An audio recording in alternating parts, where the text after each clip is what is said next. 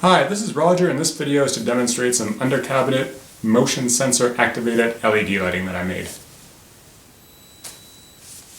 I can just give a quick press of this button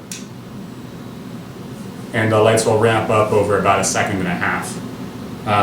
And once they're ramped up like that, there's a microcontroller inside that's looking at this motion sensor. And every time it detects motion, it's going to reset a 5-minute timer inside. So basically, as long as this thing sees motion, it's going to keep these lights on. If it stops seeing motion for a solid 5 minutes, it's going to ramp the lights off and then continue watching the motion sensor so that the next time it detects motion, it'll ramp them back up. So just to demonstrate how this works, let's start a 5-minute timer. We start a stopwatch.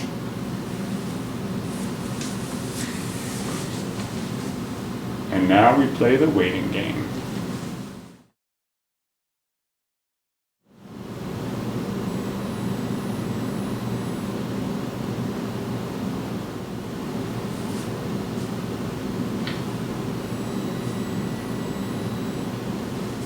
That's the basics of how this guy is going to work. Again, when it's just in the mode where it's watching this motion sensor, if it detects motion, it'll ramp the lights on, keep them on until it goes 5 minutes without detecting motion. At that point, it'll turn them off. And again, if you come around 5 minutes later or 10 minutes later or the next day and hit it like that, the lights are going to come on.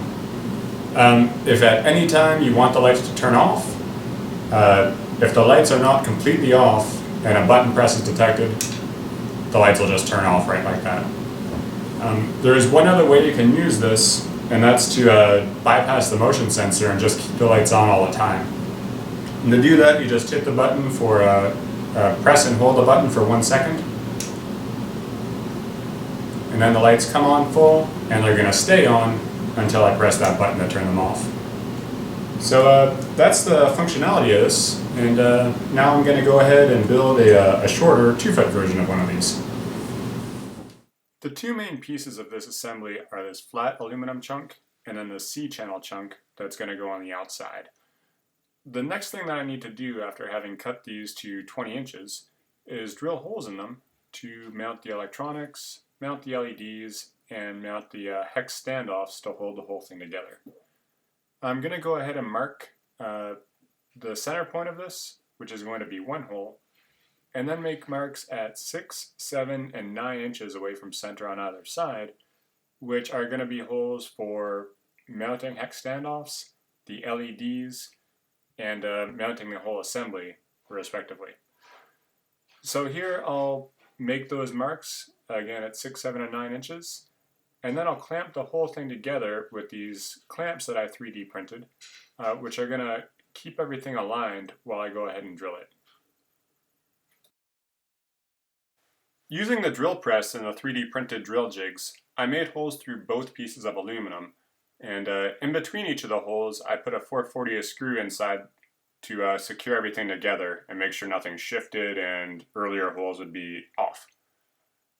After drilling all those holes, I marked both pieces with a Sharpie to note the orientation and make sure I wouldn't mix it up going forward.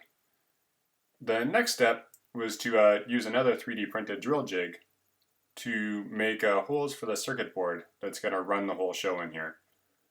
So I drilled those holes and then used a countersink bit to countersink all of the holes that are going to have screws going through them so that the screws could sit flush.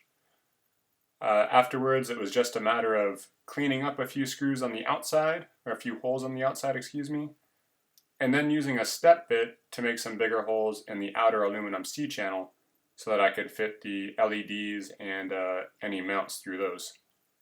So that's the drilling stage. Next thing, I'm going to go ahead and bolt this whole thing together. With all the holes drilled and countersunk, I went ahead and mounted a couple of hex standoffs to the flat aluminum piece. These 1/2-inch aluminum standoffs are at the 6-inch from center holes, and some 5/16 aluminum standoffs are at the 7-inch from center holes. The 1/2-inch standoffs are going to set the spacing between the two pieces of aluminum, the 5/16 standoffs are going to mount the LEDs. It's important to use aluminum here because aluminum is a great thermal conductor and these LEDs get hot. Having that thermal conductor there will allow the heat from the LED to escape into this gigantic chunk of aluminum. The heat will disperse and keep anything from getting dangerously hot. So right now I'll just mock this up, connect it temporarily, and use some blue painter's tape to secure the LEDs to the outer C channel. What this will do is let me lift up the C channel and the LEDs with it and apply some thermal epoxy to the hex standoffs underneath. So that epoxy is going to serve to mechanically, physically secure the LED and also aid in the thermal coupling to get the heat out of that LED and into the big chunk of aluminum to keep this thing from getting too hot. As you can see in the attached picture, these LEDs can get upwards of 300 degrees when we're pumping about 700 milliamps through them. And the thermal epoxy helps get the heat out of that LED. So we'll epoxy these down, weight it, and let the epoxy set. So now that the epoxy is in place and the LEDs are secured, I'll go ahead and mount my circuit board here to the chassis. I've got a passive infrared sensor with amplifier, a microcontroller, and the buck regulator to drive the LEDs. We'll mount this to the board with some standoffs, lock washers, and 440 nuts, and then wire up the LEDs in series. I've got a positive LED out, which will go to the anode of the first LED. The cathode of that first LED will go to the anode of the second LED. And then the cathode of the second LED will come back to LED return on the board. LEDs are polarity sensitive, so that has to be in the right order. But once these are wired up, it's just a matter of tidying up the wiring and locking this thing down. Once the wiring is complete and the barrel jack is mounted into the C channel, it's just a matter of folding over the C channel, making sure all the wires are tucked neatly inside and nothing is going to get pinched, and then securing it with the 440 screws. A little bit of care is necessary here to ensure that the wires don't get pinched. You might have to push them inside a little bit. And once everything is together, these 3D printed end caps will pretty up the ends and keep everything in line as you drive a screw through there to lock this thing to the underside of the cabinet. And that's that for the construction. Let's take a look at the mounting. Mounting of the light is super simple. It just takes a couple of screws, one on either side, to secure it to the underside of your cabinet.